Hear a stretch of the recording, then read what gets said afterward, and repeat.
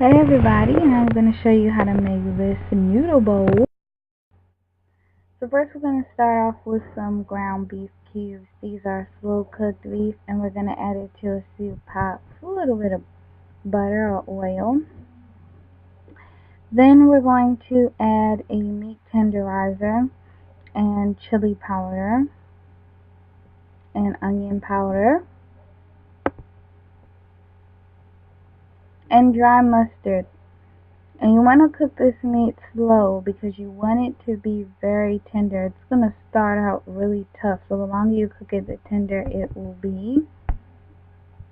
While the meat's cooking, we're going to chop up some vegetables. So we're going to start with these mushroom stuffer caps. But you can get any type of mushrooms you want. And you're going to cut them.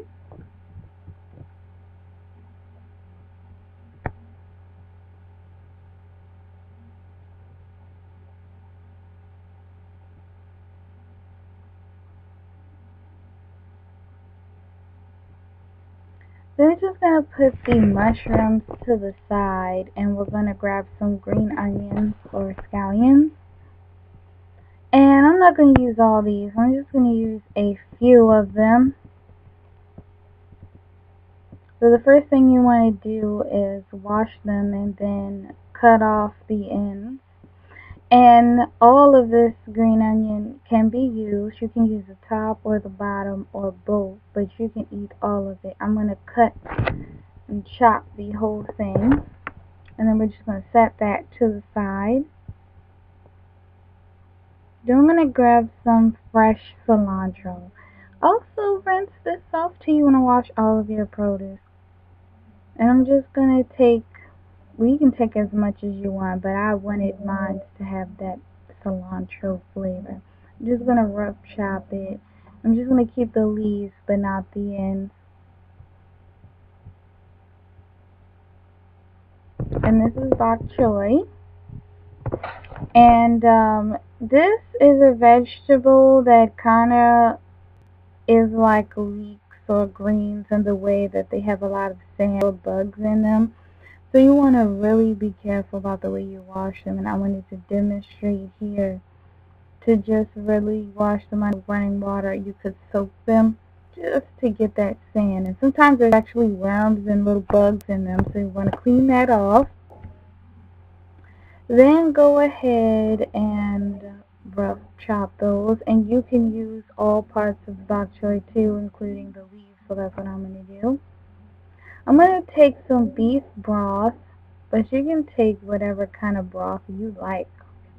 And I'm going to add that to my pot of meat, and I'm going to put a top on it and let it reduce down so that the meat can soak up those spices and the broth. So that's what it's going to look like after it's reduced down. There's barely any liquid in there. So now I'm going to add the mushrooms first and just stir that around just to evenly coat the mushrooms. Then immediately I'm going to add all of the other vegetables that I cut and stir that around as well. And I'm just going to leave it in there for a minute or so. And then I'm going to add some water. Now you can add as much water as you want. You can also add broth instead of water. And I'm going to put the top back on this, and I'm going to let this cook together to cook the vegetables and really get the meat flavor infused in the broth.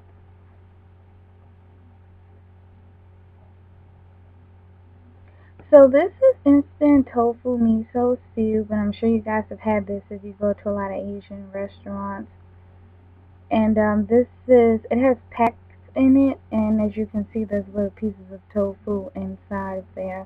So you just want to read the directions with this and add some to your pot.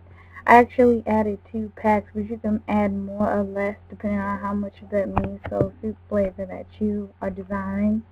Stir it up, put the top back on there. So after that's set for about 5 minutes, I'm going to add some pepper to it. You can also add white pepper, but I use black pepper, and I use light soy sauce. It has low sodium in it.